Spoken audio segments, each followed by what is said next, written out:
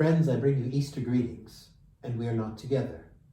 I'm pre-recording this message, and you're listening to it sometime later, perhaps on Easter morning, or maybe some days or weeks later.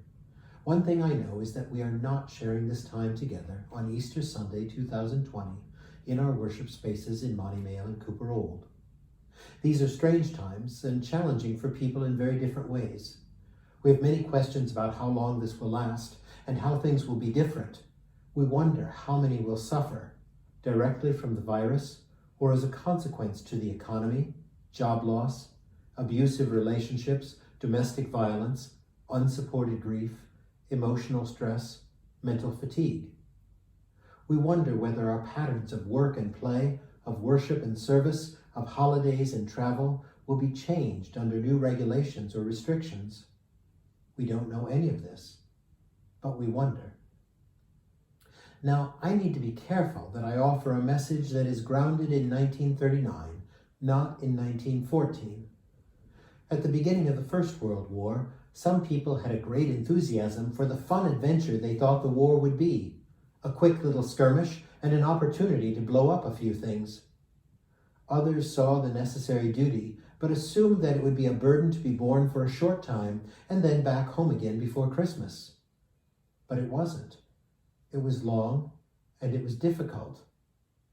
In 1939, a nation that had experienced that previous terrible trauma did not go blithely into war, nor did anyone imagine it would be quick and easy.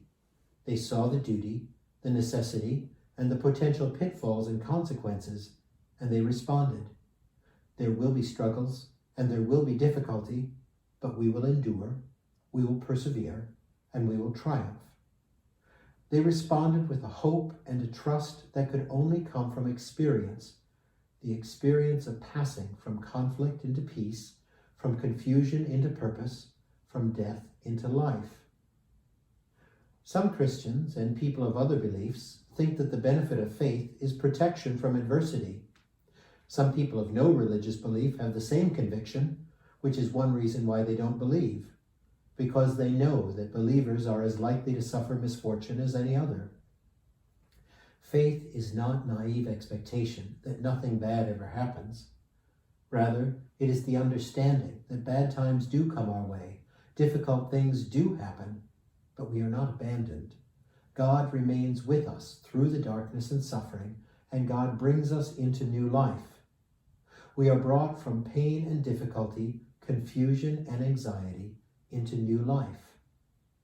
We are not the same as we were before.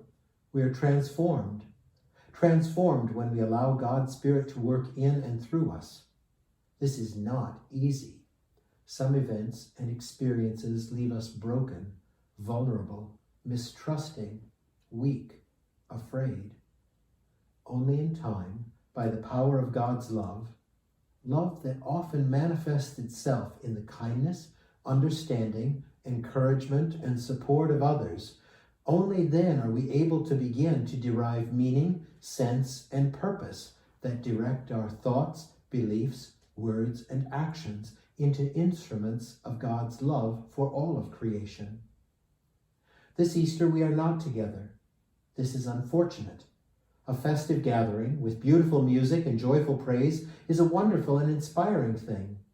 A crowd together can support our affirmation and help us to feel part of something much bigger than we are. But a crowd can also drown out the individual voice. Did I really sing? Did I actually praise? Were they my words, or did I simply open my mouth and take in the praise of others as my own? Yes, I need the community. Sometimes I am weak and I rely on others' strength to carry me until I can stand again. But sometimes I am complacent or careless, and I allow others to speak and affirm, or sing and praise, or serve and help, rather than to claim that power and that responsibility for myself. Sometimes the words and the actions just need to be mine, and felt and lived with my whole heart. This strange Easter gives us opportunity to acknowledge that God's transforming power begins with me, with you, with each one of us as individuals.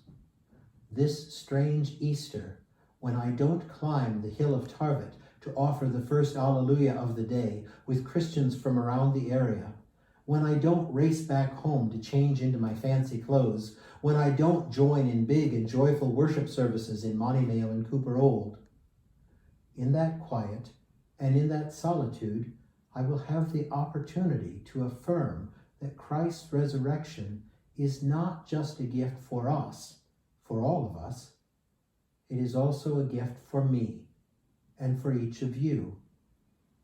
God's promise to lead us through difficulty, through pain, confusion, and separation into new life, new purpose, new meaning, new hope. This is a promise that God gives to each individual one. It is God's gift to me. It is God's gift to you. God invites us to receive the gift, to welcome the love, and to affirm the hope and trust that we have that Jesus, who overcame death and achieved his life purpose, Jesus walks with us in our time of distress, and Jesus brings us into life.